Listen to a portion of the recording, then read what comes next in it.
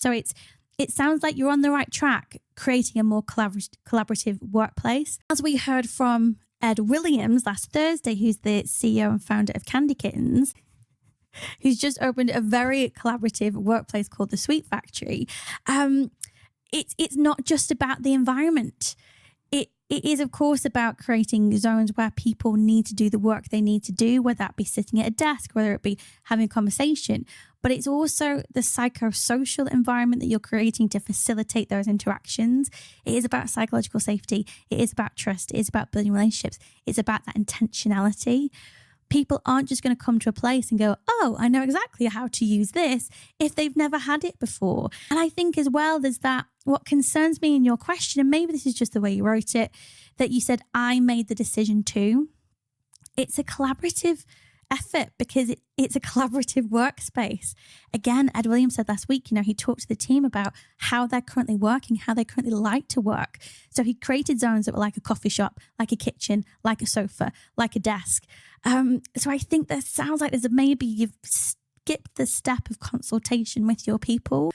Get curious, find out, ask them how they're finding the space, ask them what they don't like about it, ask them, is there a reason that you're wearing headphones? Is it because it's too noisy? Do we need to create a quiet space? It could be that this individual is neurodiverse and they need to block out some of the surroundings to get into that state of flow for that high focus work. There's lots of assumptions that you're making in, I think, how your people work and getting the most out of them.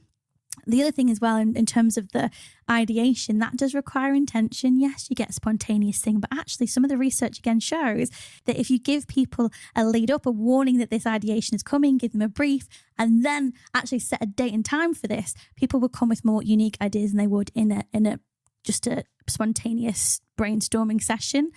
So it's not that easy, I'm afraid, a ping pong table in the break room and a couple of bean bags. We need some intention, and we need to match that physical environment with the psychosocial environment that we want to create. And that's what workplace culture is. Do you know what? It's a really good point. I hadn't really picked up on the fact that Alex had defined what the workplace was going to be. I also really enjoyed your idea of planned spontaneity. I think that's really quite funny. Yeah, I think it's a bit like saying, doing an exercise plan for someone and going, right, well, I've made you an exercise plan without even meeting you or without asking you what your goals are. It could be like some people want to get want dramatic weight loss and we want to build muscle. Ask them what they want and build that for them. I think also there's other things, like if you're not careful, you just hear the stories of someone like Uber who put a slide. It actually wasn't Uber. I think it was the guys who went bust. Who did good sign. Well, they did shared workspace, WeWork. Oh yeah. And they put a slide. I'm sure they put a slide in the office or something, thinking that'll be a lot of fun. And of course, it didn't save them from going bankrupt.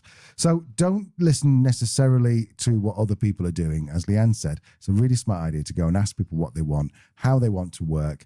And it could be that, that you have got the right environment. It's just people don't feel comfortable to use it because it's totally different to how it was before. We don't know how you had it before, Alex, but I hope that's useful. I think what Leanne said was the key message there is that you have defined how the environment's going to be.